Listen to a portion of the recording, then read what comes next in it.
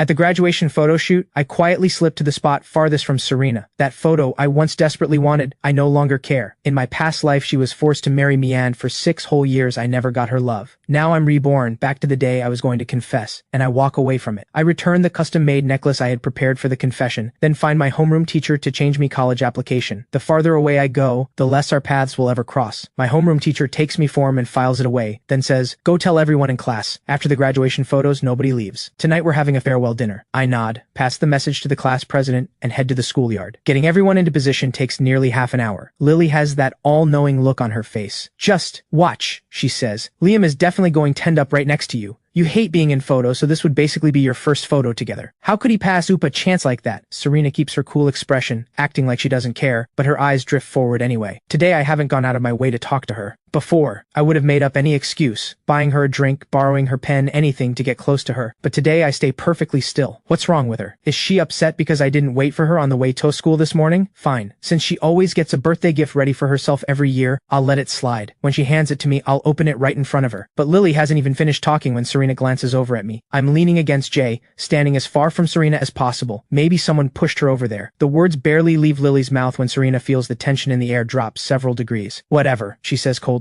Right at that moment, a male classmate steps into the spot in front of Serena. "Liam, are you sure you want to stand here? Serena is all the way over there. You two are so far apart." Jay clearly notices too, and leans in quietly. "It's fine," I say. "Doesn't matter where I stand." The photographer calls out, "All right, everyone, we're starting. I'll count 1, 2, 3, and you all say cheese." As the photographer's voice fades, the photo is taken. Serena's gaze lands on me, on my wide, bright smile, and for some reason a flicker of irritation rises in her chest. Some close friends stick around to take extra photos with the photographer. Lily nudges Serena again. "Drop the Ice Queen act already. See that there? Are so many girls crowding around Liam, all wanting a photo with him? I'm telling you, given how much he likes you, he's definitely going to come find you for a photo. When he does, don't play hard to get." "Fine, I get it." Serena's mood lifts just a little. She deliberately positions herself somewhere obvious, just to wait for me to come invite her. Several guys ask to take photos with her, and she turns every single one down, all for me. But then she watches as girl after girl invites me for photos, and I say yes to all of them. Worse, I even go out of my way to invite our homeroom teacher for a shot, completely forgetting about her. Standing right beside Serena, Lily feels every shift in her mood. Serena is like a walking freezer. Wherever she goes, the air gets cold. Lily scrambles for something to say. "Maybe Liam's just shy. You know he's liked you for years. Don't get mad over something small. If you really want a photo, phones can take pictures anytime." Serena shoots her a cold look and walks away without a word. Once the photos are done, the class president rallies everyone for the farewell dinner. It's only now that everyone truly feels free. At the graduation party, the teachers sit at a separate table, and most students go over to toast them. In my past life, my eyes were only ever on Serena, always calculating when to confess, when to give her a gift. Now I pull Jay along and go toast the teachers myself. Since we chose the science track in our second year, these teachers have poured themselves into teaching us for 2 full years. By 9 o'clock, as the dinner winds down, Lily walks to the center of the room, grabs the mic and says, "Hey everyone, listen up. Today is the day we part ways. Today is our graduation day. And it's also Serena's 18th birthday. Let's all wish her a happy birthday. And if anyone has a confession to make or a gift to give, don't waste this moment." While she speaks, she keeps shooting exaggerated looks in my direction. I keep my head down, picking at my food, tapping my phone now and then. The room erupts. Everyone breaks into happy birthday. Serena's brow furrows slightly. She hates being in the spotlight like this, especially in front of everyone, and especially Liam. Not a single gesture. All through dinner, he sat as far from her as possible, and hasn't so much as glanced her way all night. She doesn't even know why she keeps tracking my every move, but somehow, everything I do gets under her skin. Right now, her mood has hit rock bottom. All the frustration she's been holding in all day finally reaches its breaking point.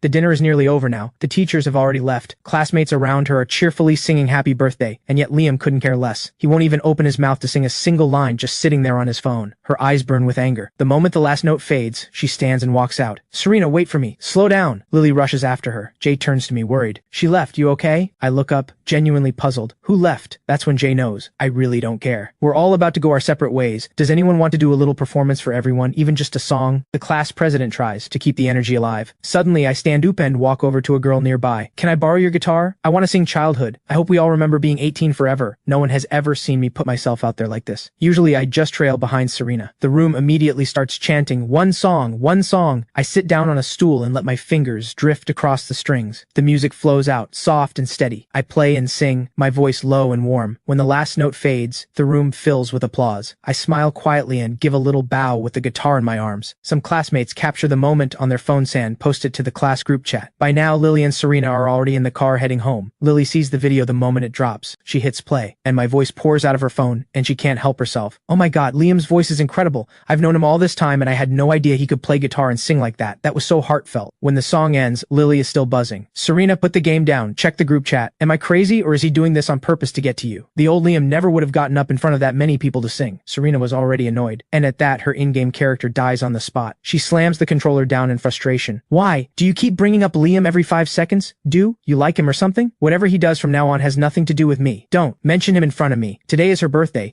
and Liam didn't even bother with the gift, didn't even come back home with her, treating her like she doesn't exist. So why should she care about him at all? I'm going to sleep. Do whatever you want. Left alone in the living room, Lily finds nothing to do and heads home. At 10:30 that night, the farewell dinner finally wraps up. I get Jay into a cab first, we wave goodbye, then say my farewells to the rest of the classmates and slowly start walking toward the SU family villa. A girl from class happens to be going the same way. Nervously, she offers to walk me home. In my past life, I would have said no, afraid of what Serena might think, but now I just smile and nod. Thank you. Is it out of your way? She shakes her head shyly. Not at all. A few extra minutes is nothing. I thank her warmly. We walk in the same direction, one step apart. Half an hour later, we arrive at the SU family villa. I say goodbye. Thanks. I'm home. Be safe on the way back. She doesn't move right away. It looks like she's been building up to something for a while, and finally finds the courage. I've liked you for a long time. Maybe you never noticed me, but my feelings are real. I know you like someone else, but I hope you'll always be happy. My tears fall before I can stop them. So someone does like me. Serena not liking me. That's not my fault. I am someone worth loving. Thank you. My voice cracks. You're the first person who's ever confessed to me. I really mean it. Thank you for liking me. You reminded me that I'm worth it. She never expected that a simple confession would make me cry like this. She fumbles for a tissue and presses it into my hands. Hey, you're amazing, you know that? You're the dream guy for so many girls. So many girls like you and would never say a word. Liam, you're genuinely wonderful. It took everything I had to say this tonight. If not for tonight, I might have taken this feeling to my grave. Thank you for giving me this chance. I wipe my eyes and smile. A real one. Thank you. What's your name? Let's stay in touch. Maybe hang out sometime. She's completely caught off guard and immediately gives me her name and number. We exchange contacts. She leaves with a huge smile. I watch her go, not noticing the figure standing in the shadows on the second floor balcony, watching every second of it. Serena stares down at me with a cold, mocking smile. She's replayed the video of me singing God knows how many times. She's been up here waiting this whole time,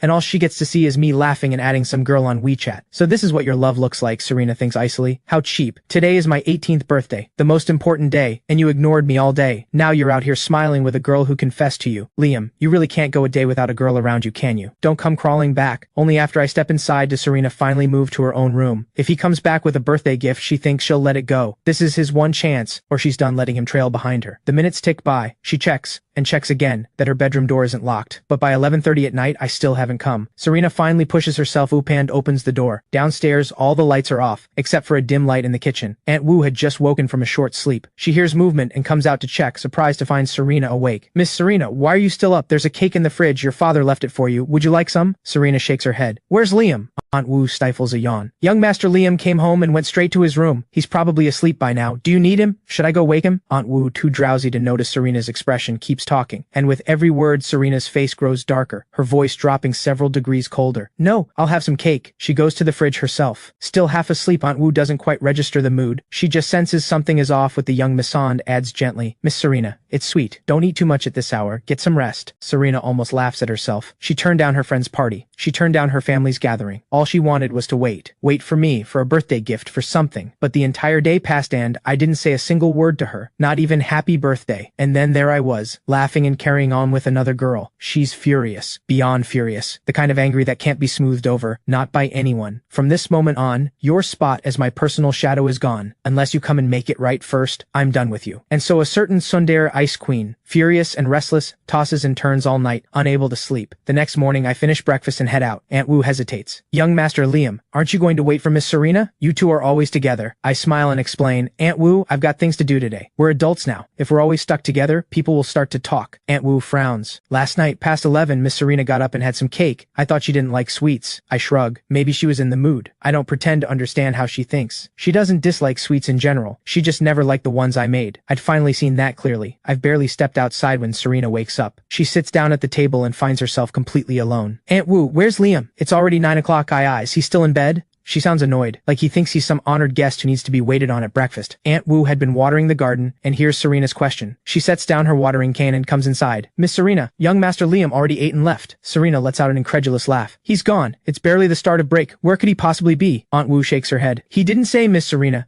but he looked very sharp today. Very happy, too. Something good must be happening. Serena suddenly finds her bread impossible to swallow. Liam, you really outdid yourself this time. No more waiting for her at breakfast, not even a word before leaving. The thought that I might be on a date with the girl from last night, it sits like a stone in Serena's chest, pressing harder by the second. She forces herself to finish the milk and sets the glass down hard. Miss Serena, are you all right? Are you feeling unwell? Should I call a doctor? Aunt Wu lingers, waiting for instructions. She's never seen Miss Serena this worked up. The young miss is usually cool and distant, but rarely loses her temper like this. I'm fine. Serena's voice is flat and clipped. Did he say anything when he left? Did he ask about me? Aunt Wu shakes her head. No. Young Master Liam knows you're not very fond of him, always following you around. He's probably decided to stop bothering you. If anything, congratulations, Miss Serena. You've finally gotten the peace and quiet you always wanted. Aunt Wu ventures carefully. Serena stares at her in disbelief. So you knew I didn't like him, and now you think I should just be happy about this? Aunt Wu senses something is off with Miss Serena today. She never asks this many questions, and she certainly never talks like this. Miss Serena, everyone in the Su household knows you've never been close with young Master Liam. Over time, he must have seen it clearly, that you'll never feel the same way, so he's decided to stop liking you. That's only natural. Alright, I get it. Go on. Serena ends the conversation, but the weight in her chest only grows heavier, so in everyone else's eyes, she's always come across as someone who despises Liam. And now Liam is giving up, fresh out of high school, already pulling away. Maybe that's for the best. She can finally be free of him. With that thought, she calls Lily to go shopping. Gaming is more fun at an internet cafe anyway. Lily is surprised. She didn't expect Serena to cool off this fast, let alone reach out to hang out. She drives over to the Su villa, glances around. Where's Liam? Is he not coming? He's not coming. Serena gives her a light smack on the head. Why do you keep bringing up Liam? Don't tell me you actually like him because you seem more invested than I am. Lily rubs her nose awkwardly. You're joking. I just got used to seeing him behind you. Where is he though? Really not joining us? Serena shrugs, unbothered. He already left. Who knows which girl he's out with. Let's go. Hearing that, Lily drops the subject. I step off the bus and head toward the shop address from yesterday. As soon as I walk in, a staff member greets me and goes to get the store manager. We talked a lot yesterday. Today we're practically old acquaintances. Are you really sure you want to return it? This piece? It carries so much of your heart. Once it's gone, there's no taking it back. The store manager makes sure to warn me. She knows this necklace had a 3-month wait just for the reservation. For a customer to plan that far ahead for a custom piece, that's real dedication. I nod, my voice steady. I've made up my mind. The person I wanted to give this to, she's no longer someone I'm thinking about, so there's no point keeping it. The store manager doesn't push. A custom piece this valuable, and you're the one initiating the return. I understand your situation. In that case, we're happy to buy it back at 70% of the original price. Thank you for your support. I hadn't expected that. I nod quickly, grateful. Thank you so much. Wishing your shop all the best. I won't lie. This money means a lot to me right now. The store manager takes the necklace with a smile. I'm not the owner, just the manager. The owner approved this. Give me a moment. I'll go take care of it. I nod. 10 minutes later, 35,000 yuan lands in my account. I thank the store manager again and wander out onto the street. 2 months of break, I should be earning something. Eventually, I spot a bubble tea shop with a hiring sign. There, taking on summer temps. After a quick chat with the manager, we settle on 20 yuan an hour. Not bad for someone without a diploma. I start right away. The girl working alongside me is also a recent grad doing summer work. Of all people, it's the same girl who walked me home last night. I didn't expect to see you here. Liam, don't you live in that gated neighborhood? Do you really need to work a part-time job? She asks. I shake my head with a smile. You've got the wrong idea. I only live there. It's not my home. I'm an orphan. No parents. Thanks for having me these next 2 months. The girl, Evie, is incredibly shy. She looks mortified. I'm so sorry. I didn't mean to bring up something painful. I had no idea. If you ever need anything, please just ask. I shrug it off. It's fine. I've been an orphan my whole life. I'm used to it. I don't even know why my parents left me. Honestly, they're strangers to me. In my past life, a woman had come looking for me, but I refused to leave Serena behind. I gave up the chance to go back to them. Growing up in an orphanage, I stopped needing family a long time ago. The two of us talk and work. The time flies. We grab lunch together. And by 9 that night when our shift ends, Evie walks me home again. And that's exactly when Serena sees us. She's been waiting in the garden, stone-faced, watching the gate. The moment she sees me, she sneers. Finally tore yourself away from your little girlfriend? Why didn't you just go home with her? I don't need to turn around. I already know that voice. I've been reborn 10 years into the past, and my heart is working, slowly, to let her go. She is the woman I loved for so long. Every part of me, every cell in my body, once loved her. And if she hadn't hurt me so deeply in my past life,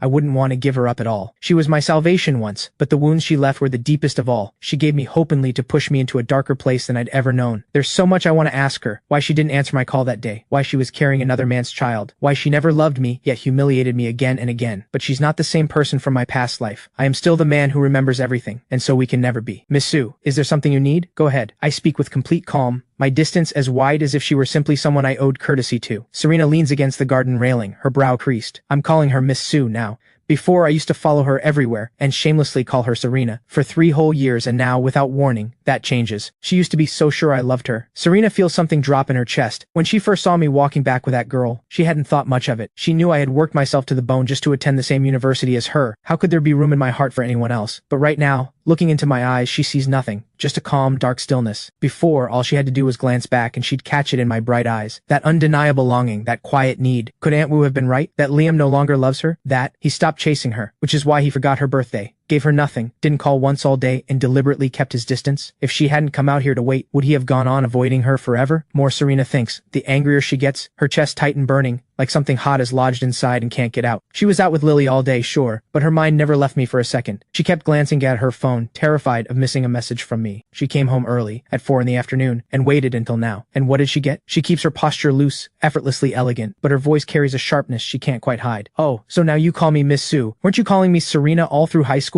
I don't take the bait. Instead, without thinking, I step back, putting more space between us. My voice stays even. That was when I was young and didn't know better. It won't happen again. Is there anything else, Miss Sue? If not, I'll be heading in. That single step back completely sets Serena off. She lets out a cold laugh, forcing down the surge of feeling. Miss Sue, look at that. Fine then, go make me a bowl of noodles. I'm hungry. What she really can't stand is how I stepped away. She just needs an excuse to keep me here a little longer. But her pride won't let her say anything soft, so she hides her unease behind a command. I give a small nod and turn toward the kitchen. In my past life, I spent 4 years cooking for her. I knew exactly what she loved and hated. No green onions, no ginger, no vinegar, allergic to mango. I knew everything about her, and she knew nothing about me. To her, I was just a worthless shadow. Not worth a single moment off her energy to understand. But that's fine. When I finally leave for good, she'll let go without a fight. 5 minutes later, I come out carrying a steaming bowl of noodles, a poached egg on top, a slice of ham on the side. I set it down gently in front of her. Miss Sue, please eat. I'll be heading to bed now. Serena suddenly reaches out and grabs my wrist. The warmth of her fingertips makes me go still. Where? Do you think you're going? Her voice is deliberately firm. You're just going to leave me to wash the bowl myself? The truth is, she just wants me to stay a little longer, even in silence.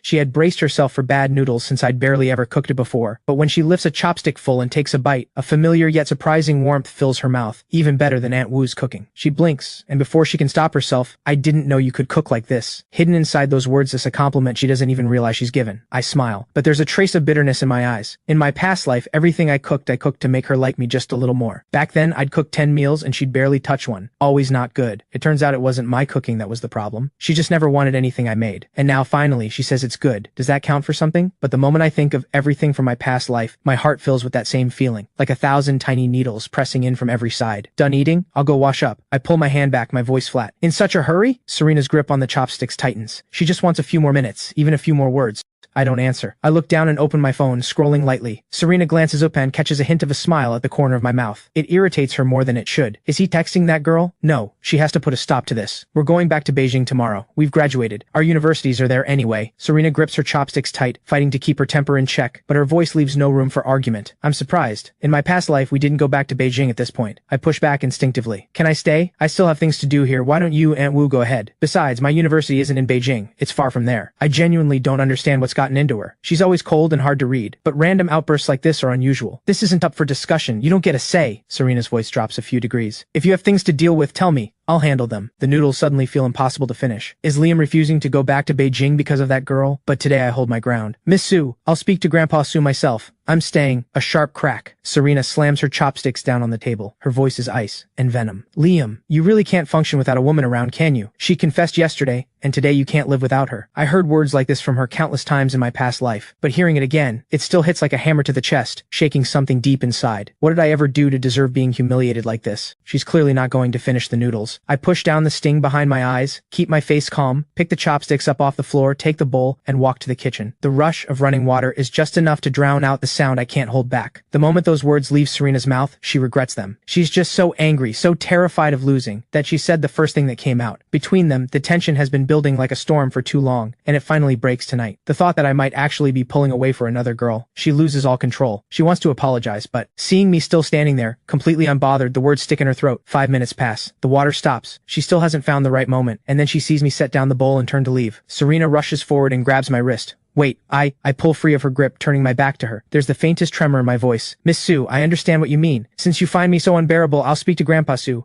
From now on we keep our distance. It's better for both of us. I don't turn around, afraid that if she sees my reddened eyes, the last of my composure will crumble, and she'll only think less of me. The apology dies in Serena's throat. She stares at my retreating back, the weight in her chest pressing harder. Her voice goes cold. Liam, well played. If this is what you want, then so be it. She had already started to bow her head, ready to say sorry, but I didn't seem to want it at all. The pain in her chest sharpens. She watches me climb the stairs without a single glance back, and in the end, she says nothing more. Aunt Wu hears the door shut with a bang, hurries out, and sees me heading upstairs alone. Young Master Liam, where's Miss Serena? Did you two have a fight? I shake my head. My voice is quiet. What right do I have to fight with Miss Su? Aunt Wu, would you call Lily? Miss Serena is closest to her. Maybe she went to find her. Aunt Wu was sent by Grandpa Su himself, assigned to look after both Serena and me day to day. 3 years without any trouble, and now, right after graduation, something has clearly gone wrong. At her age, she can't begin to understand the way young people think, but Miss Serena's safety always comes first. Watching me disappear up the stairs, Aunt Wu only grows more puzzled. Young Master Liam always worried about Miss Serena. So why is he just walking away without a word? What on earth is going on? I go to my room. Today wasn't even tiring, but this argument with Serena has drained me completely. If I could, I'd leave the SU family villa right now. If only, that summer when I graduated middle school, I hadn't jumped into that river to save her. We never would have crossed paths, and none of this pain would ever have happened.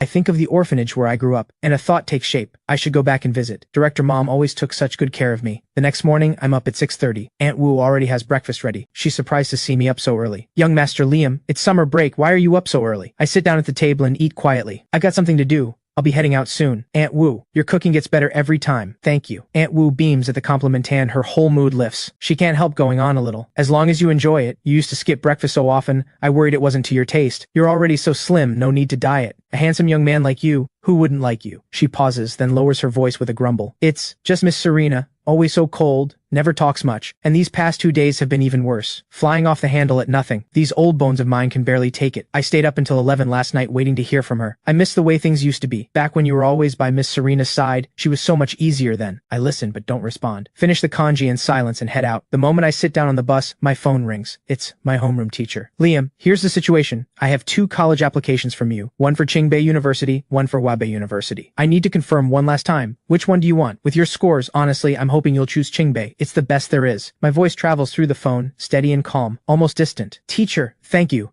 That was probably my mistake when I submitted. I must have included an extra copy, but I've made up my mind. It's Wabe University. Please go ahead and shred the Qingbei application. I'm sorry for the trouble. My homeroom teacher laughs, warmly. It's a good thing you know your own mind, Liam. As long as you're sure you'll shine wherever you go. I've got a lot on my plate right now. We'll leave it at that. I hang up and watch the streets blur past the window, and I can't help but smile. Something has finally changed. Right now, all I want is to get as far from Serena as possible, go somewhere she isn't, and become who I was always meant to be. Meanwhile, in the school office, teachers sort through student files and chat among themselves. The class president and academic rep have been drafted in to help. My homeroom teacher Hang Zupan pulls out my Qingbei University application, handing it to the class president. Tear this up. There's real regret in her voice. What? A waste of talent. 60 students in our class, and he's the only one going somewhere this far away. The class president's hand stills. Didn't Liam used to be really close with Serena? Why isn't he following her to the same school? Something churns inside him. This is huge. Everyone in class knows Liam has been Serena's personal shadow. From first year to third year, 3 straight years, the two of them practically inseparable. And that Liam likes Serena, that's known by the whole school. Now, out of nowhere, Liam has changed his application, choosing a university all the way from Beijing. If Serena finds out, the fallout doesn't bear thinking about. It's going to be chaos. Over the next few days, I leave early and come home late, deliberately avoiding Serena. And it works. We don't run into each other once. I feel a quiet relief. Fighting with Serena exhausts me in ways nothing else does. But then again, it's not like there's anything real left to fight over. We don't even have a real relationship anymore. I just hope Serena goes back to Beijing soon, so we can finally put real distance between us. My next day off, I'd already made plans with Jay to catch a movie. When I wake up, I stretch out long and sit up. The sunlight outside is gorgeous, and my mood lifts with it. Finally, a day just to breathe. I take the bus to the biggest bookstore downtown, looking for books on perfumery to get a head start. Once I find something, I settle into a window seat and read in the quiet. Soft light falls like gauze through the glass, landing on my face, already fine-featured, making it look even more striking. I shift slightly, letting the light catch the pages just right. Those bright eyes, clear as water, like 2 gems set into a sculpted face, are calm and quietly radiant. Just then a girl walks into the bookstore and spots me by the window in an instant. She can't help it. She pulls out her phone and quietly captures the moment, then posts it to the school alumni group chat with the caption, "I think I just found the one." The chat explodes instantly. Her friends pile in, "Oh wow, this is literally my dream guy. Who is he? He's so handsome, I'm claiming him. I think I'm in love. Does anyone have his contact? How is he this good looking? What school is he from? How did I never notice him before? Someone drop his name in class. I'm heading to that bookstore right now. The messages keep flooding in, and someone even saves the photo as their phone wallpaper. Meanwhile, Lily is out helping Serena practice driving. Her phone won't stop buzzing, annoying enough that she finally opens the chat and scrolls up. When she sees the photo of Liam, she lets out a low whistle and hurries over to Serena, who's still behind the wheel. Serena, check the group chat. You might want to handle this. Serena has just pulled up to the end of the course. She grabs a water bottle and takes a sip, unbothered. What could possibly need me to handle? Just deal with it yourself. Lately, she's felt like she lost herself these past few days, so she threw herself into driving practice to stay occupied, slipping back into that familiar, distant, untouchable version of herself. If Liam doesn't care about her, why should she keep holding on? I want to step in, but he's not mine to manage. Lily holds out the phone with a grin. If I handle it myself, you'll probably get mad at me. But honestly, I'm only just realizing how good-looking Liam's gotten. She doesn't finish the sentence before Serena smacks her on the head. Watch your mouth. Serena's expression darkens. Don't mention his name in front of me again. He has nothing to do with me. Nothing. She turns and gets back behind the wheel, ready to do another lap. Lily, long used to Serena saying one thing and meaning another, deliberately reads the chat out loud. Oh, so his name is Liam. He's so good-looking.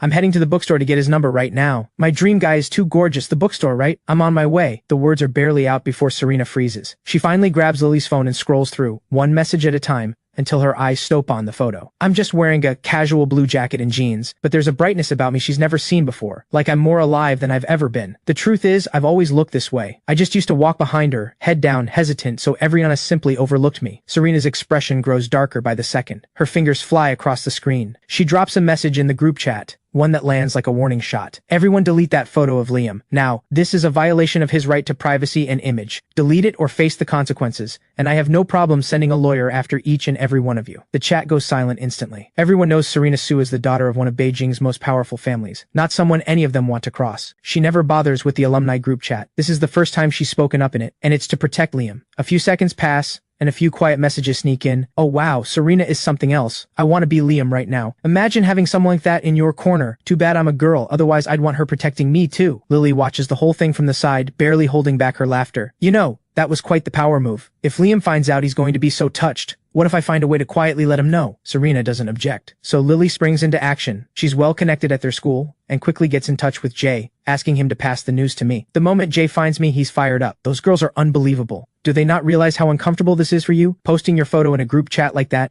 If Serena hadn't spoken up, who knows where that photo would have ended up? Just thinking about it makes me sick. I just turn another page, calm as ever. I slide a large bubble tea across the table to Jay. Relax. Have some tea and calm down. Jay takes a long sip, then keeps going. Honestly though, I never would have guessed. When it counts, Serena actually comes through. Does she like you? Looks like 3 years of effort finally paid off. Stop. Just stop. I cut him off firm. She is never, not in this lifetime, going to like me. Stop talking yourself into a fantasy. I woke up a long time ago. Don't mention her name around me again. Liam, but she did something huge for you. Are you really just going to act like it didn't happen? Jay frowns. A fair question. I give a quiet smile and close the book. I spent 3 years liking her. Gave everything I had. One good thing she does, call it even. Jay stares at me. Have you really let go, Liam? You're different. You seem lighter than before. You have to keep moving forward. I smile, tuck the book into my bag. Come on. It's almost 10. Movie's about to start. I'm getting this perfumery book. Jay stands up and heads to the entrance to wait. But the moment he gets there, Lily's voice rings out. Jay, what a coincidence. Running into you here. Are you here alone? Jay turns and sees Lily. And behind her, Serena, cool as ever. He immediately thinks of what I just said. Knowing I don't want to see Serena, he has no choice but to bluff. Yeah, just me. What a coincidence. You're here for books too? His voice is stiff, eyes slightly off. Lily raises an eyebrow, clearly not buying it, but doesn't call it out. Instead, she smiles and says, oh really? Would I have the honor of treating you to KFC? She was practically dragged here by Serena. Her mission, win Jay over and create a chance for Serena to run into Liam. Jay is panicking inside. Liam is still at the register. If he walks out and sees Serena, it's bound to turn ugly again. He forces himself to say no. Sorry, I'm off to catch a movie. You two must be busy. Wouldn't want to get in the way. We're heading different directions. Please, Liam, he silently begs. Don't come out yet. We're not busy at all. Lily jumps in immediately, ignoring the brush off entirely. Oh, you're seeing a movie. Perfect. We're free too. Let's all go. After the movie, we grab KFC,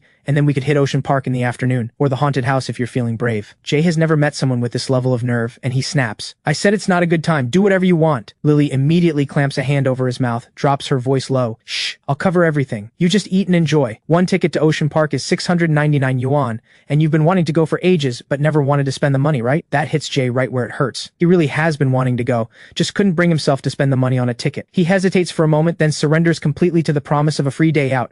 He hedges awkwardly. You meant all that? What? You'll buy the Ocean Park tickets? Of course I meant it. Everything's on me. Lily pats her chest, then casually slips in.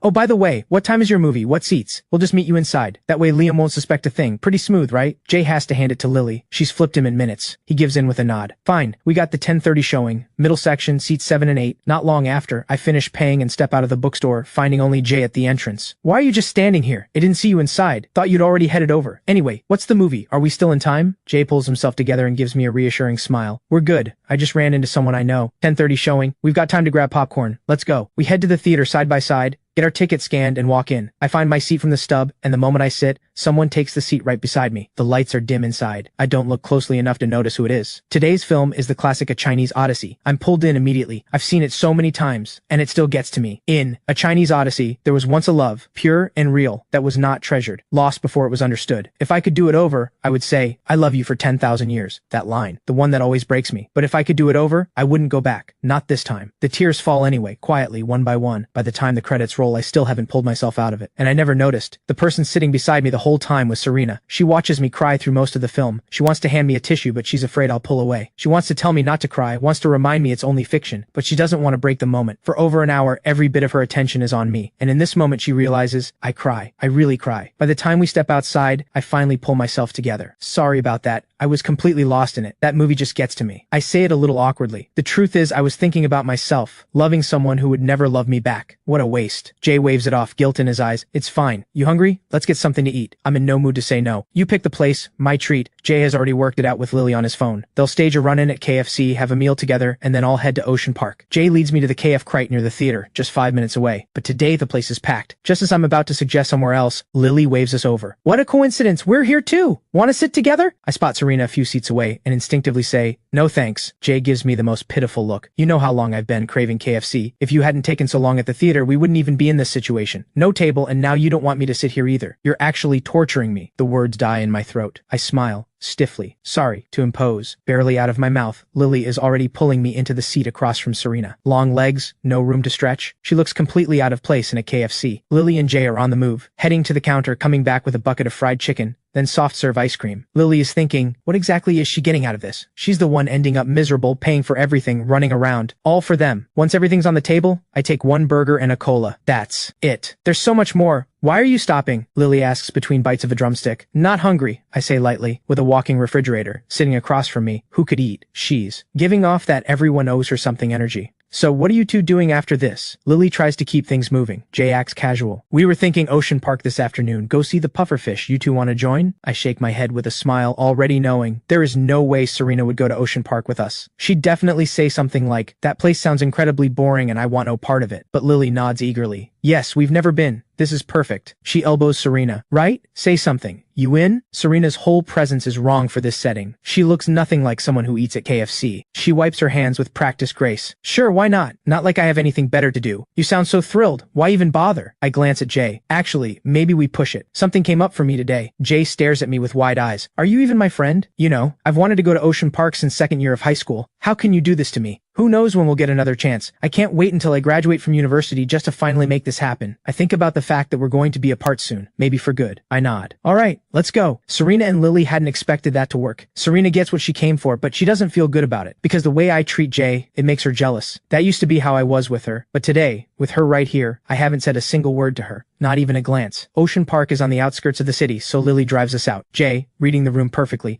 takes the front passenger seat. I end up in the back seat next to Serena. Awkward. We used to share rides all the time. Now it feels strange, almost surreal, that we're going to Ocean Park together. Who is Serena Sue, really? The kind of person who goes to Ocean Park out of boredom? Her schedule is packed. Her money is endless. She never spared me a single hour. Now I understand. It was never that she had no time. She just had no time to waste on me. I stare out the window, lost in thought. Lily feels the tension in the car rising and tries to start a conversation. Liam, haven't seen you around lately. What have you been up to? I come back to the moment and smile. Working at a bubble tea shop. The break is long. Might as well do something. Lily clearly wasn't expecting that. Is it hard work? If you really want to earn some money, I can get you in my family's company. Office work, good pay, nothing too demanding. An actual desk job. I shake my head. Thanks, but I actually like where I am. Next time I'm in, I'll make you a drink. Lily accepts with a strained smile. thinking privately that she'd rather not have started this conversation. Jay picks up the thread. Liam, when's your next day off? Any plans? I don't really want to answer, but the silence feels worse. Probably in a week. Nothing planned yet. That's not entirely true. I already know I want to go back to the orphanage to see Director Mom and the kids, but I want to go alone, especially without Serena knowing. As we talk, Ocean Park comes into view. We pile out of the car. Lily already bought group discount tickets online. Cheaper that way, she says. We're classmates, don't be polite about it. She was talking to me, since the other two never bother being polite. I send her 699 yuan anyway. We're not close enough for me to accept freebies. It stings a little to spend it, but there aren't many chances left to be here with Jay. Once I leave, he'll find out I didn't go to Qingbei, and he'll probably be upset. I never expected to share a day like this with Serena again. Maybe it makes up for what we never had in the past life. Jay immediately gets drawn in by the sea creatures everywhere and has me take photo after photo. Lily, sharp as always, quietly appoints herself photographer and keeps finding moments to get Serena and me in the same frame. In the end, I do take one photo with Serena. Lily is very proud of herself. She finally pulled it off, making up for the graduation photo that never happened. The four of us flag down a passing stranger for a group shot. Jay and I leave with a full camera roll. By the time we're done, it's already 6 in the evening. The four of us walk out of Ocean Park. Lily says, "It's late. Everyone's hungry and tired. Let's get dinner first and I'll drive everyone home after." Serena doesn't object. Whatever Lily suggests, she seems to go along with. I'm a little confused. When did the great Miss Sue become this easy to deal with? Jay raises both hands. I am starving. I could eat an elephant right now. I have no objection either. We've been together all day. It would be weird to suddenly say no. Lily brings us to a private restaurant she knows. The lobster here is incredible. You're in for a treat tonight. When it comes to food and fun, Lily is self-taught and unstoppable. She waves her hand at the menu and orders 50 pounds of lobster, 10 pounds of beef. Order whatever else you want. And speak up if you have any dietary restrictions. Lily thinks of everything and somehow makes everyone feel at ease. I shrug.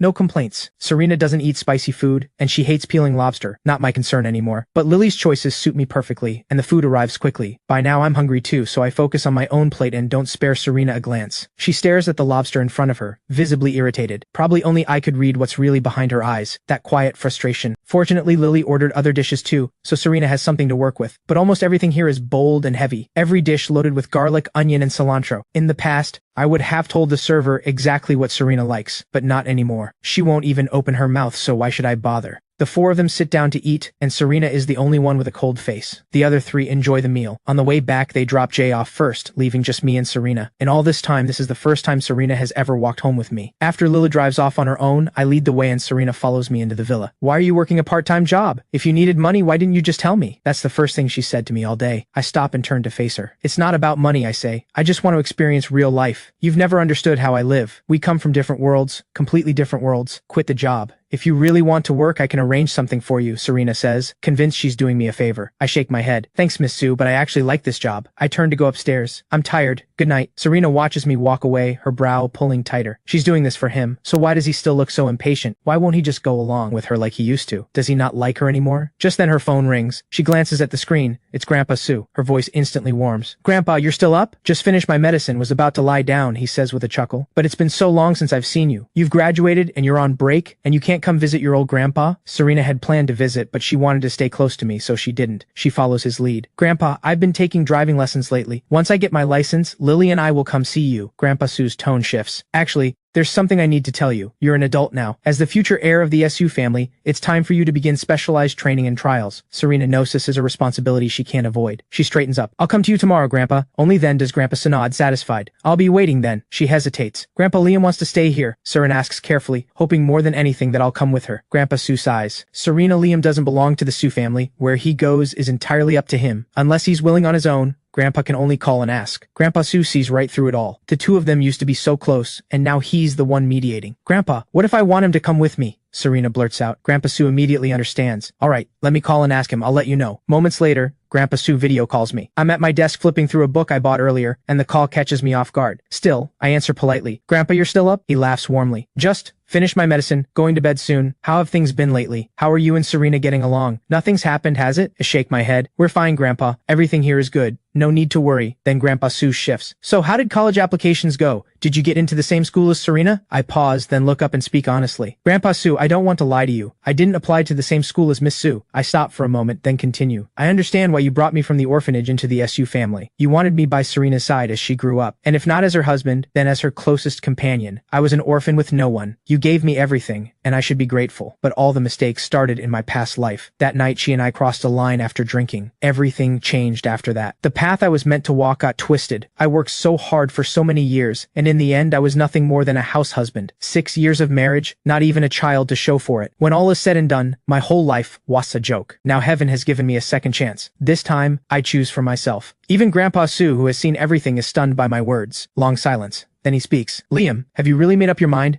Are you sure this is what you want? It's not too late to change your mind. My voice is quiet and calm, but my resolve is unshakable. Grandpa Sue, my mind is made up. Miss Sue is brilliant. She doesn't need me. Thank you for everything the Sue family has done for me these past 3 years. If it comes to it, I can start looking for a place to move out tomorrow. A long silence. Then Grandpa Sue speaks slowly. Liam, I respect your decision. The Sue family's old house will always be there. That place will always be your home. Don't worry about Serena. I'll have her come stay with me tomorrow so she won't be in your way. But if there's anything left unsaid between you two, say it. Don't leave things with regret. I'm moved, despite myself. The truth is, I've always longed for a place to truly call my own. In my past life, I loved Serena. I thought wherever she was, that was home. But somewhere in these 3 years, this place became home to me. Thank you, Grandpa Sue. My mind is made up. School starts at the beginning of next month. I'll leave by the end of this month. Thank you for everything. I'll never forget your kindness. Grandpa Sue understands perfectly. The more polite I am, the more I want to cut ties with the SU family. He thinks back to what Serena had said about forcing things, and even he isn't sure if this is a blessing or a curse. When the call ends, I feel a weight lift off my chest. It's finally out in the open, especially with Grandpa Sue, who has always looked out for me. Leaving will be a little easier now. School doesn't actually start at the beginning of next month, but I can head over early to settle in. After all, I'm used to being on my own. The very next morning, I head to my shift at the bubble tea shop like nothing has changed. I have no idea today is the day Serena leaves for the Sue family's secret training. When Serena realizes I'm not coming with her, and knowing she has no way out of this duty, she has her driver park near the shop where I work. From a distance, she watches me handle customers with ease, smiling as I hand out cup after cup. But the girl working beside me? Serena can't stand the sight of her. She immediately calls Lily and tells her to change the schedule so I'm not working alongside that girl. She even makes a point of saying only male coworkers should be paired with me. Lily bursts out laughing on the phone. You can't even handle this much? And you still won't admit you like Liam? Serena snaps back. Stop talking nonsense, and hangs up. But inside, she's quietly thinking, if this is your choice, I respect it. See you at Qingbei University. That evening, I finally learned Serena has left. I eat dinner in silence, not a single word. 10 days later, I collect my first full month's pay from the shop and start packing. I don't own much. One small suitcase holds everything. On the 11th day, I spend the money I earned on some gifts and visit the orphanage. Director Mom sees me coming and pulls me in for a long, warm conversation. I tell her goodbye. I'm going to university. I leave tomorrow. I probably won't be able to come back as often to see the kids. She looks both reluctant to let go and quietly proud. She says it again and again. Take care of yourself out there. Become someone who gives back to the world. I nod with full sincerity. Thank you. I will. That same day, I buy my train ticket. On the 12th day, the acceptance letter from Huabei University arrives at the Sue family villa. On the morning of the 13th day, I ask Jay to see a movie with me. He doesn't know it's my way of saying goodbye. At 3 in the afternoon, I pick up my suitcase and board the train out of the city. I tell no one. Leave without a sound. This city won't miss me. One more or one less, it makes no difference. Everyone's. Life goes on exactly as before. My leaving changes nothing for anyone. I sit by the window and watch the city I've lived in for 18 years slowly fade into the distance. The capital, the Sue family villa, the person I can't stop thinking about yet desperately want to let go. All of it falls behind me. Meanwhile, Serena is at the old estate handling affairs for the SU Corporation. She has always been prepared for this. As the heir to the SU family, she has never had the luxury of saying no. Her phone is confiscated during training. She has no idea what's happening outside. Then one day her trainer hands her phone back. Rest today. After this, 2 more weeks of intensive training. Go recover. I'm looking forward to what you'll show me next. You're going to be the finest heir the SU family has ever had. Serena takes the phone, expression as cool as ever. She simply nods. The moment her phone turns on, the class group chat lights up. It's a message from the class president sent yesterday. Tomorrow's my birthday. Since everyone's heading off to different cities for school, let's use this as an excuse to get together one last time. Everyone has to show up. The replies come flooding in. Someone asks in the chat, will Liam come? Serena thinks of me, always the quiet one, always just there, and a soft ache stirs in her chest. A whole month without a word. Does he even think about her? An event like this, Liam would never miss it. At the farewell dinner, he even sang a song and she still has it saved on her phone. The thought of seeing me again fills her with a strange, restless excitement. She rushes through a shower, picks out a red dress and checks herself in the mirror. She remembers that I always seem to like her in this. Once she's ready, Serena goes to say a quick goodbye to Grandpa Sue, then heads out toward the city. She's so caught up in her excitement that she misses notices the way Grandpa Sue opens his mouth and then stops himself. This feeling, this fluttery, eager anticipation, she hasn't felt it in a very long time. Right now, her feelings for me are unmistakable. There's longing, there's excitement, and beneath it all, a thread of nervousness. It's only been a month, and yet she's feeling all of this. All she wants now is to see me as soon as possible. The drive from the capital takes 4 hours. By the time she reaches the city, it's already 6 in the evening. Lily is waiting at the junction and gives her a long look up and down the moment they meet. 8 months apart, and you've already changed. Not bad at all. Only Lily would ever tease her like this. Well, you actually dressed up, that's rare. Don't tell me you got all pretty just to see me. Serena gives her a light smack on the head. Stop talking, just drive. Lily starts the car, laughing. What's the rush? You just want to see a certain someone, right? A few more minutes won't kill you. The class president Sabian is coming. She's so well liked. Liam will definitely be there. Serena stares out at the blur of scenery rushing past, her heart a tangle of emotions. A whole month apart. The first real separation since they met. For 3 straight years I followed her around like her personal shadow. She thought all she felt for me was irritation. Yet here she is, desperate to see me. Most of the classmates are already in the private room when they arrive, and the energy is electric. Lily and Serena's entrance still causes a stir. Everyone assumed they wouldn't show. After all, I'm not here. In everyone's eyes, the three of us have always been a unit. I was always at Serena's side. Lily, Serena, we thought you weren't coming. You're late. We said 6 o'clock and it's already 6:30. Come on, penalty drink first. A guy calls out, clearly close with Lily. Without a word, Lily takes the glass and throws it back. He turns to Serena, his voice dropping a little. Miss Sue, how about one for you too? Serena's in a good mood today. She takes the glass without hesitation and drinks it in one go. Seeing her so relaxed, no one dares overstep and everyone quickly makes room for her to sit. The whole room is buzzing with energy, but Serena's gaze sweeps slowly across the room. She can't find the one face she's looking for. Her eyes finally land on Jay's corner. Jay is my closest friend, so if Jay is here, logic says I should be too. But Jay is sitting alone, drinking in silence, as if the party around him belongs to a different world. Lily notices too. She walks over and drops into the seat beside him, snatching the bottle out of his hand. What's going on? Why are you drinking alone? Since the 4 of them went to the movies in Ocean Park together, the 2 of them have gotten noticeably closer. Jay is not much of a drinker, and already half a bottle in, his head is spinning. Oh, it's you, Lily. I'm not drinking because I'm bored. I'm drinking because I'm unhappy. You know what? Liam left for school. He just left, without even telling me. So much for loyalty. He slurs on. Do you think he found out about that day? Is he angry at me? His eyes go wet as he talks. Do you know what school he got into? Do you? You'd never guess. He takes another sip. This stuff tastes awful. I don't know how anyone drinks this. Lily freezes, barely processing what she just heard. She grabs the bottle out of his hand again and snaps. Jay, stop drinking. Sober up. What did you just say? Say it again? What do you mean? This can't be what I think it is. She steals a glance at Serena sitting beside her, face completely blank. Just moments ago, Serena was in such a good mood. Now it's as if the air around her has turned to ice. Jay doesn't care about any of that. He simply slumps forward onto the table and passes out cold. Lily shakes him hard. Jay, this is not the time to sleep. Wake up and answer me. She makes enough noise that the whole room turns to stare. The class president walks over. You're looking for Liam, aren't you? I know he's not here today. He left 2 weeks ago. Probably went to start university. He left the group chat too. Nobody knows where. The class president actually knows I applied to Huabei University, but since I clearly don't want people to know, he says nothing. The moment the words leave his mouth, the entire room goes silent. Lily can't bring herself to look at Serena. She can already picture exactly how bad it is. Wait, I remember Liam's college application said Qingbei University. We even submitted it for him. How could he be going somewhere else? The class president thinks for a moment. He must have gone to the homeroom teacher to change his application later. Beyond that, I don't know. Honestly, Liam was closest to the 2 of you. You'd think he would have told you. But the truth is, since graduation, I haven't reached out to them once. With Serena, I've been treating her like a complete stranger. Serena scans the room one more time. No sign of me. She doesn't linger. She turns and walks out. Her mind is in chaos. The heart that came here full of hope feels like it's been torn wide open. He left. He didn't want her. She should have known this. She just gave herself too much credit. Serena, wait for me! Where are you going? Lily rushes after her. Serena flags down a cab and heads straight to the Sue family villa. 20 minutes later, she steps out of the cab. The villa is completely dark. She steps inside, clinging to a thread of hope. The living room is immaculate. Could I still be here? Liam, are you here? Silence. Serena refuses to give up. She takes the stairs quickly, walks to my bedroom door. She hesitates, then pushes it open. The room still holds a faint trace of my presence, but I'm gone. An inexplicable emptiness washes over her. The shelf where I kept my books stands completely bare. Every book I'd flipped through countless times, gone. Even the notebooks I'd leave lying around have vanished. Every trace of me has been erased, as if I never lived here at all. Not a single mark left behind. Serena sinks onto the bed and calls my number. A robotic voice answers, "We're sorry, the number you have dialed is currently switched off." She doesn't stop. She calls again and again. The Sam recorded message over and over. She tries sending a video call on WeChat. A red exclamation point appears. I've blocked her. Liam, why are you doing this? She murmurs to herself. They've known each other so long. She hasn't done anything that terrible. He didn't even give her a chance to confess. She hasn't even figured out her own feelings, and he's already gone this far? Does he really think she can't live without him? Ridiculous. There are plenty of people who'd love to be at her side. He was only ever here because she felt sorry for him. An orphan who actually cares about someone like that. Fine. If this is your choice, I won't come looking for you. Liam, As you wish. Serena strides out of the room that once held my life. Lily has been waiting downstairs. One look at Serena's face and she speaks carefully. Serena, are you okay? Where is Liam? Should we go find him? Serena gives her a cold glance. Take me back to the capital and don't ever say his name in front of me again. He has nothing to do with me anymore. Lily knows better than to push. She gets in the car and drives. You can stay here or go back to your own place. Up to you. Serena drops that line and goes straight to find Grandpa Sue. Lily's family is originally from the capital. She had chosen to follow Serena to the city for school. Serena had gone there in the first place because,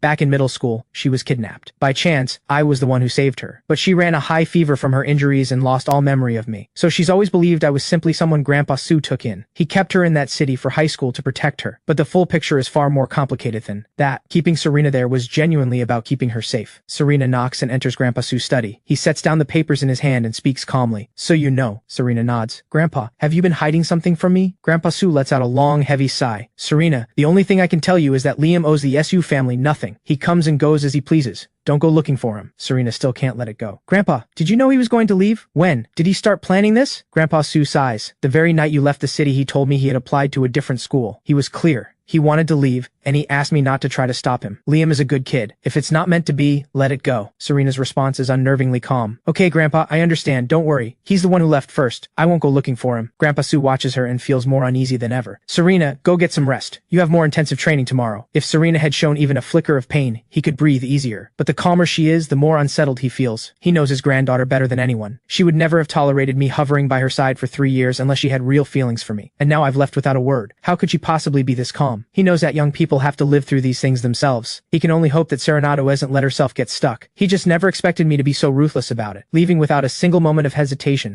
He had seen so clearly how much I cared for Serena back then. But where exactly I've gone, even he doesn't know. By now I've been at Wabe University for half a month. The Department of Fragrance Arts operates differently from the rest. The faculty stays on campus year-round, always present. Classes start earlier than any other department. When I arrived to register, I checked into the dorms at the same time. The Department of Fragrance Arts is unlike anything else. The coursework is vast. Traditional Chinese medicine, Western medicine, the theory behind every botanical and medicinal ingredient, and both the theory and practice of fragrance design. Fortunately, in my past life, I studied medicine at Qingbei University. My knowledge of herbal medicine is already solid, so learning fragrance design comes naturally. In just half a month, I've already made real progress. I can produce Focus Incense Seat 30% purity. In fragrance design, quality is measured by purity level. The higher the purity, the higher the grade. Focus incense isn't something that takes years to master. The real challenge is the purity. Right now, the best Focus incense on the market tops out at 60%. I stare at the incense I've just made, brow furrowed. I turn to Ms. He. Which step am I getting wrong? Why is there still such a gap? The truth is, Ms. He is already astonished I've managed to produce Focus incense at all, let alone at 30% purity, and on the very first try. I've only been learning for half a month. I'm clearly a natural, and yet I'm not satisfied. I keep picking it apart. Ms. He thinks of her younger self and clears her throat awkwardly. Liam, you succeeded on the very first try. That already makes you remarkable. You can't rush everything. You've only been at this for 2 weeks. I believe you'll reach much higher purities in time. Ms. He, I think I've got a new idea. There's another combination of herbs I want to try. Ms. He stares at me blankly. All that encouragement, completely wasted. She'd said it all for nothing. She has high hopes for me, so she steps back and quietly waits. I place the ingredients for the Focus incense into the vessel, turning the properties of each herb over in my mind. In the end, I swap out one cold-natured herb for a neutral one. Half an hour later, the new batch of Focus incense is done. The moment I lift the lid, waves of fragrance pour out. Ms. He can no longer stay calm. How is this possible? How can ordinary Focus incense smell this rich? The purity must be at least 60. She steps forward quickly, drawn by the scent. I examine the improved incense. It's almost translucent. Is this because the purity went up? I ask, puzzled. Ms. He, should we go check the purity of this Focus incense? It looks strange. Did I fail? But based on what I know about these herbs, this should actually be more refined. And Ms. He's name is He Qian. She comes from the He family, a dynasty of fragrance masters. With only average talent, she's now 40 years old and still holds only a mid-level fragrance certification. Her highest purity achieved is 50%. Her family gave up on her long ago. That's why she was sent away to run the Fragrance Association in the city. She had assumed this would be her life, just drifting through to the end, but then she sees the Focus incense I've just made and something inside her wakes up. She presses a finger to her lips, then carefully picks up the incense. She smells it, examines it closely, and carries it to the purity testing machine. 3 minutes pass. A clear chime sounds. The display reads, Focus incense, purity 65%. Ms. He's breath nearly stops. She can barely believe it's real. The highest purity of Focus incense ever produced anywhere in the world is 60. She herself has never surpassed 50. And yet this student of hers, only 2 weeks in, on only his second attempt, has just hit 65. In that moment, the way she looks at May is nothing short of hungry. I look like her entire future. Liam, how did you just do that? Can you walk me through every step? The purity jumped so much between 2 attempts. What exactly did you do differently? She's desperate for answers. The secret to higher purity, what sets me apart from the He family's other prodigies, and whether she's truly as talentless as everyone says. I didn't expect Ms. He to seem so ordinary most of the time, and yet lose herself completely the moment fragrance is involved. I explain, I simply swapped one cold-natured herb for this one. Think about it. Focus incense is designed to calm the mind. A cold-natured herb works against. It's also not great for the body. We don't have any yang herbs here, but if we could substitute firegrass, the effect would probably be even better. Ms. He immediately presses record button and captures every word. I continue. I was just experimenting, because I studied pharmacology before and made medicinal compounds. I figured the principles of fragrance design can't be too different from making medicine, so I gave it a shot. Honestly, I didn't expect it to actually work. I lay out everything I know and everything I've thought through. When I finish, Ms. He is practically vibrating with excitement. Liam, you are my lucky star. Wait here. I'm having firegrass sent over right now. We're doing this again. She immediately calls her assistant, telling her to get the herbs there within 5 minutes. The assistant hasn't seen her boss this worked up in years. After a decade of being sent away to the city, Ms. He had gradually gone numb. But today, her voice sounds like a completely different person. The problem is, 5 minutes to deliver is physically impossible. Even running flat out, the assistant only makes it in 8. She opens her mouth to apologize, but Ms. He doesn't give her the chance. She snatches the herbs and hands them straight to me, watching me with barely contained anticipation. Try again. I don't understand why Ms. He is so tense. It's just another attempt. I take the herbs, swap in the firegrass, and load everything into the vessel. High heat first, then medium as the temperature climbs, then low to finish. Half an hour later, the incense is ready. I let out a quiet breath of relief. I'm about to reach for it, but Ms. He gets there first. The assistant, caught up in her boss's energy, stands rigid beside her. The lid comes off, and rich, impossibly pure waves of fragrance pour into the room. Ms. He's hands are trembling as she carefully lifts the incense and brings it to her nose. She examines it closely. The assistant, having worked with her boss for years, knows quality when she sees it. What a beautiful color, almost transparent. The purity has to be above 80. Oh my, I've never seen focus incense this pure. I've never seen anything like it either. I stare at it, struck by how beautiful it is. It's stunning, I say, almost wistfully. If the vessel were made from Haitian jade, the color and purity would probably be even more refined. We thought this was already the best it could be, and yet there's still room to go further. Is that true? Ms. He's heart is racing. She's never heard any of this before. Isn't glass the best material for the vessel? And I watched you adjust the heat the whole time. Does that really make a difference? I smile. Ms. He, let's set that aside for now. Let's test the purity first. I'm curious too. I finally feel a sense of accomplishment. Half a month of work, and something has finally broken through. He sets the incense on the testing machine. 3 minutes pass. A chime sounds. The display reads, Focus incense, purity 95%. Her breath nearly stops. She can't believe it's real. The world record for focus incense purity is 60, and this student of hers, half a month of training, 3rd attempt, just hit 95. She is too overwhelmed to speak. If what I said is true, could a Haitian jade vessel push it all the way to 100? It takes a full 10 minutes for Ms. He to come back to herself. She turns to her assistant. Xiao Lu, go find the finest Haitian jade available and have this mold made. Exact dimensions, 1:1. The assistant snaps back to reality. Yes, boss, I'm on it. 3 days guaranteed. She hurries out. Ms. He glances at the clock. It's already 5 in the afternoon. She turns to me. Liam, welcome to the Department of Fragrance Arts. It's almost dinner time. Would you let me treat you? And if you don't mind, I'd love to hear in detail exactly how you did all of this. Honestly, I still can't figure out why Ms. He is so worked up, and I don't understand why she keeps asking the same question. But out of respect, I agree to dinner and answer everything she asks. Ms. He, honestly, it's because I grew up around traditional medicine. I'm an orphan, raised in an orphanage from birth. The director was a traditional medicine doctor who treated patients and sold herbal remedies to keep the orphanage running. Over the years, I picked it all up. I finish explaining. Liam, Ms. He says suddenly, can I take you as my teacher? I freeze. I stare at Ms. He and nearly knock my chair back standing up. She could be my mother, and she wants to be my student, and she looks completely serious. Ms. He, please don't joke about this. I've only been studying fragrance design for 15 days. I don't know anything. How could I possibly teach you? Ms. He sighs. I knew you'd say no. My talent is just too poor. I quickly reassure her. You're being too modest. You're a professor in this department. How could you call yourself untalented? I genuinely don't think that. It's just that I really don't know anything yet. I've barely started. Ms. He shakes her head. You have the highest natural talent for fragrance design I've ever seen. Give it a year, and the entire world will be chasing your work. By then, everyone will want to meet you. Countless people will want to learn from you. And where would that leave me? This is the first time anyone has ever said something like that about me. In my past life, my entire world revolved around one woman. After just 1 year of work, I became a house husband, and I was terrible at it. There was a time when I doubted myself, completely convinced I was was worthless. In this new life, all I want is to find my own worth, to do what I love, to do something that matters. The idea of becoming a truly great fragrance master, that's something I never even dared to dream of. Ms. He, is that really true? My heart is racing. She nods with a smile. You don't have to trust my skill as a perfumer, but you can trust my eye for talent. Your gift for fragrance design is almost frightening. It won't be long before you're the best in the world. My eyes light up as if I can already see it happening. Ms. He, I won't let you down. When the day comes that I'm a top-tier fragrance master, and you still want to be my student, I'll say yes without hesitation. For now, though, I'm still too new at this. Let's learn from each other. You're still my teacher, the one who first showed me the way into this world. Ms. He is even more moved now. Thank you, Liam. You've given me hope. I'll do everything in my power to help you grow as fast as possible. I'll bring you some specialized books soon. After dinner, we go our separate ways. I sit with the books Ms. He gave me and read carefully. The school hasn't officially started yet, so I have the dorm room to myself. Thinking about what Ms. He said, something stirs in my chest. Maybe I really can become the person I could only envy in my past life. Coming here was truly the right choice. I found Ms. He here, and whether she truly lacks talent or not, she is undoubtedly the person who saw what I had. For the past 2 weeks, I've been either reading or running experiments.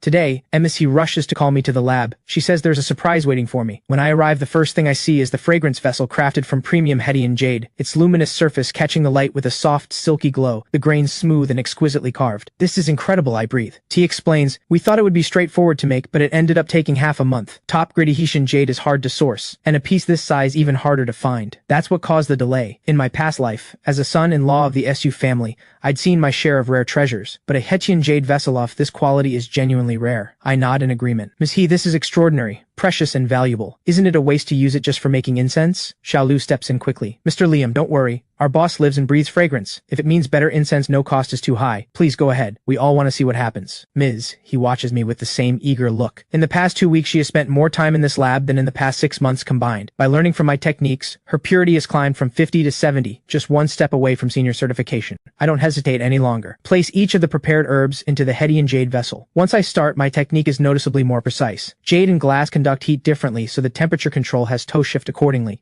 The most critical thing is even heating. Not too hot to damage the herbs, but not too cool to prevent proper fusion. The precision required is extreme. Fortunately, I've been tending fires and making medicine with the director since I was 5. My hands know exactly what to do. Ms. He, just practice a few more times. So much of this is muscle memory. Once it clicks, it comes naturally.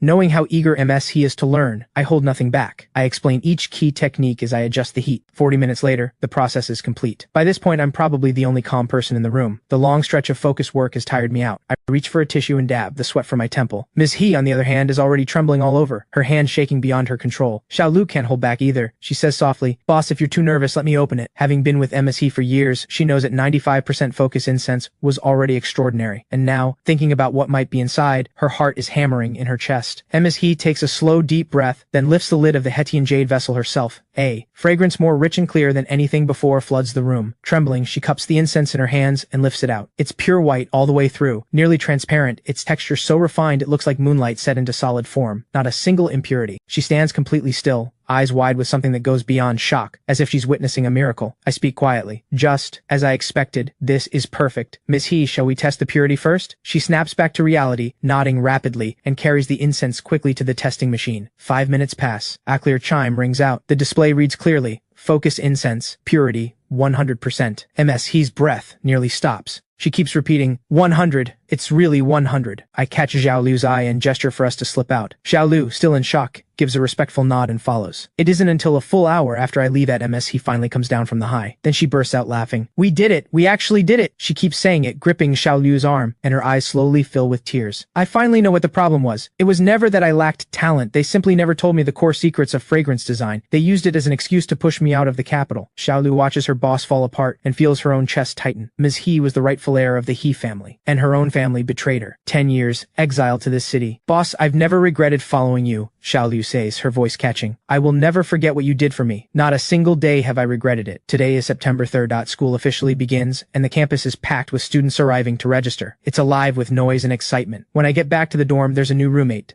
He's in a black utility jacket, haircut clean and sharp, effortlessly cool. When I walk in, he reaches out a hand. "Hey, I'm Zach. 2nd year, Fragrance Arts. Looks like we're roommates." I introduce myself in return. "Liam, 1st year, same department." "Wow, freshman. You're seriously good looking." Zach's eyes light up. Then he looks curious. "But how are you already moved? Does the school even allow that? I didn't get this when I was a freshman." "Doesn't Fragrance Arts start 2 weeks early?" I got me enrollment notice and came right away. The dorm was already assigned. I explain. Zach's mouth drops open. Ah, that makes sense. Must be different every year. Oh, by the way, I'm the student council president for the department. Lots to handle today. Let's catch up tonight. He's out the door in seconds. I tend to warm up to people slowly, not one to push for connection right away, so I pull out a foundational text on fragrance and read quietly at my desk. Around 3 in the afternoon, the third roommate arrives with his mother carrying his bags. He walks in with the effortless entitlement of someone who's always been spoiled, immediately complaining that the room is too small and the lighting too dim. I find the room too noisy, so I grab my bag and laptop and head to the library, settled by the window. Thinking of how deeply he is devoted to fragrance design, I open a new document and write out the full process for making focus incense. From selecting the herbs, choosing the vessel, to controlling the heat. Every step is laid out clearly, especially the details of temperature adjustment. I even add simple diagrams so that when he practices, she won't have to figure everything out the hard way. When I'm done, I take out the 5 advanced fragrance formulas he gave me and start working through them. Meanwhile, at the gates of Qingbei University, Serena and Lily pull up in a sleek sports car. After 2 weeks of intensive training, the air around Serena has grown even colder. There's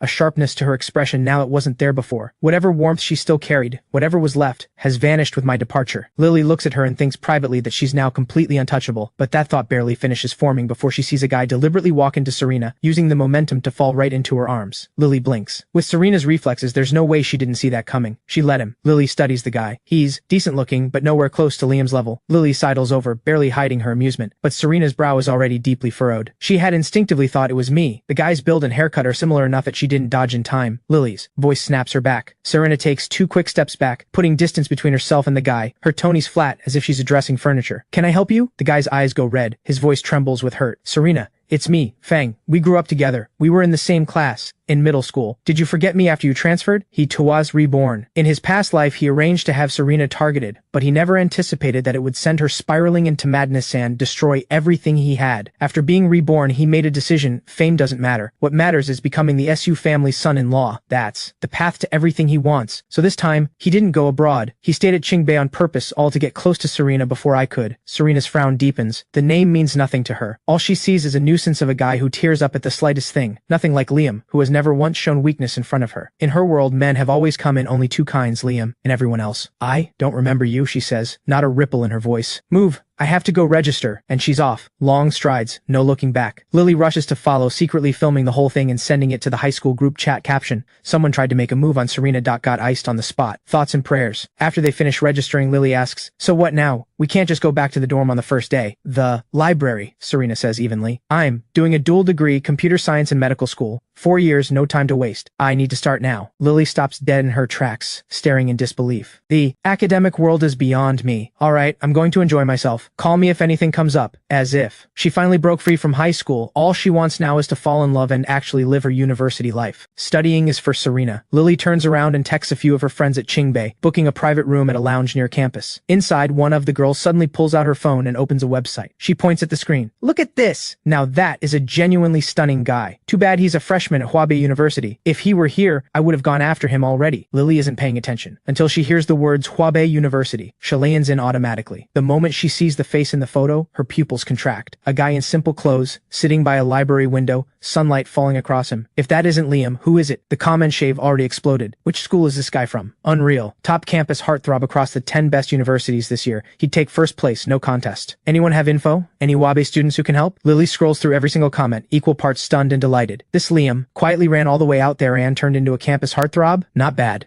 Lily, you okay? The girl notices her expression and frowns. I'm fine, Lily says, a small smile crossing her face. Just found something interesting. Hey, what is this site can? You see stuff from other schools in here? The girl sends her the link. It's the National University Network, dedicated to sharing the latest news from campuses across the country. Lily pulls it up on her own phone immediately, finds the post about me, saves the photo, then turns to the others. Keep going without me. I've got something to handle. I already settled the bill. Next time. She hurries over to Qingbei's library and finds Serena tucked in the far corner. Serena's head is down, fingers moving fast across her notebook, the cold radiating off her, keeping everyone else at a safe distance. Lily tiptoes over and snatches the book right out of her hands. Serena doesn't even glance up. Her pen keeps moving. Say what you came to say or leave. Ouch, that really hurts, Lily drawls, stretching out every word. I came here, first thing, to bring you news about Liam. If you don't want to hear it, I'll just go. The moment the name leaves her mouth, Serena's hand goes still. She looks up for the first time and something shifts in those cool detached eyes, staring straight at Lily. Lily is fighting every instinct to burst out laughing, because if she does, the next second she'd probably get hit. She takes out her phone, finds the photo, and sends it to Serena on WeChat. See for yourself, is that Liam? Serena opens WeChat. The moment the photo loads, it's as if her blood turns cold and stops moving. Only now, in this moment, does she realize just how much she has missed me. A month and a half, and every cell in her body is screaming with longing. But the Liam in that photo looks the same as always. If anything, more at ease, more strikingly handsome than before. Where is he? Where did this come from? There's a barely perceptible tremor in her voice. Lily opens the National University Network and shows her. He's at Hubei University studying fragrance arts. Looks like he's doing just fine. From the city all the way to here. That's a flight away. He clearly doesn't want anything to do with us. Just hiding. Serena's lips press into a thin line. She knows it too. She had already decided to let me go, and then fate puts this in front of her. How is she supposed to just ignore this? I see. Don't worry. I'm not going to do anything right now. She pauses, then asks suddenly, if we can see posts from Hubei,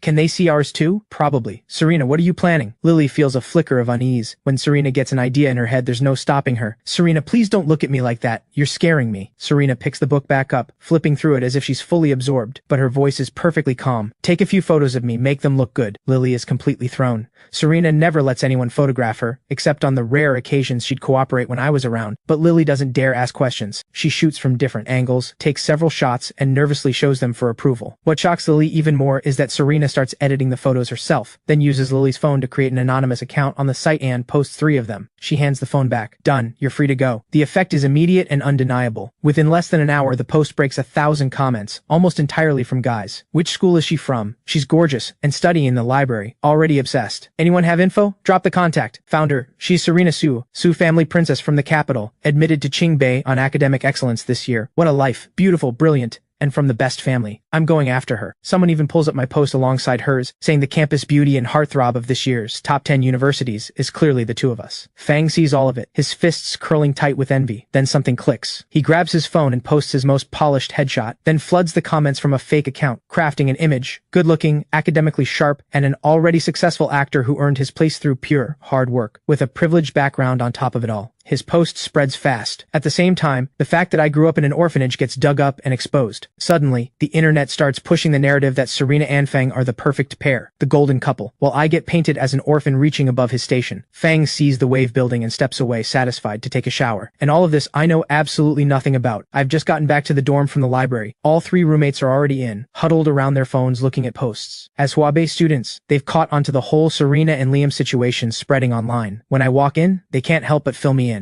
I just smile lightly. Thanks for looking out for me. But I don't care about any of that, and honestly, those 2 do look like a good match. Let's not waste time on this kind of nonsense going forward. I pause and add weight to my next words. I genuinely don't know who Serena Su is, and I would never have feelings for her. There's nothing to be upset about. The more I say it, the closer I get to believing it myself. The shadow that flickers through my eyes goes unnoticed. The other 3, seeing that I'm genuinely unbothered, finally change the subject. Good that you can let it go. Now that we're all here, let's properly introduce ourselves. I'm Zach, 2nd year fragrance arts from this city. I'm Jordan, 3rd year fragrance arts local. I'm Hugo, 1st year fragrance arts from the capital. I'm Liam, 1st year fragrance arts also from this city. Jordan laughs easily. Looks like I'm the oldest, so consider me your older brother. Come to me for anything, school, life, whatever. I've lived in this city for 20 years. I know it inside and out. Can't believe our whole room ended up in fragrance arts, and we've even got a little brother all the way from the capital. Hugo is a little shy. His voice is soft, and a birthmark on his face seems to make him self-conscious. I just got here. Hope everyone looks out for me. As he says it, he reaches into his bag and pulls out 3 gifts, handing one to each of us. A little something to say hello. Hope it's okay. I take the neatly wrapped box and look at the logo. It's an iPhone full bundle. Zach has already torn his open. No, wait, is this an iPhone 19 Pro Max? That's way too much. I can't accept this. Hugo, I appreciate it really, but it's too generous. I can't take it either. Hugo goes rigid like a startled rabbit. His voice drops even lower. It didn't cost me anything. It's just a small gesture. Please take it. He drops his head, unable to look at any of us, dreading rejection. I look at him, all that nervousness, and accept the phone. Hugo, I love it. Thank you, seriously. I'll take you to dinner sometime. The other 2 take theirs, as well, clearly delighted. None of us expected the quiet, shy one to be quietly loaded. In truth, I've long since grown used to having no family. But after the other 3 learn I'm an orphan from what they read online, they all feel a pull to look out for me. Each of them has family helping them settle in. I have no one. And yet, I outwork all of them, spending the first day of school in the library. Meanwhile, Serena reads the forum post calling her and Fang the perfect couple,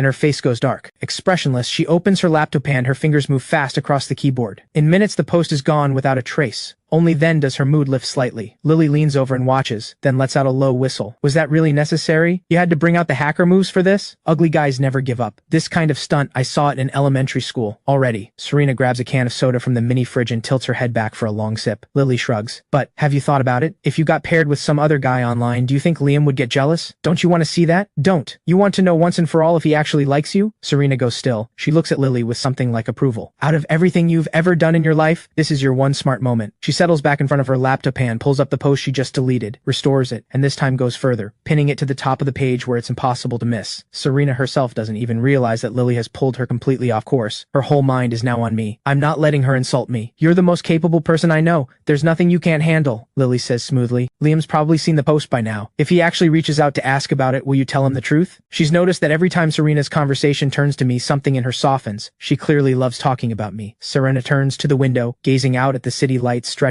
into the night. Do you think, she says softly, he'll actually care?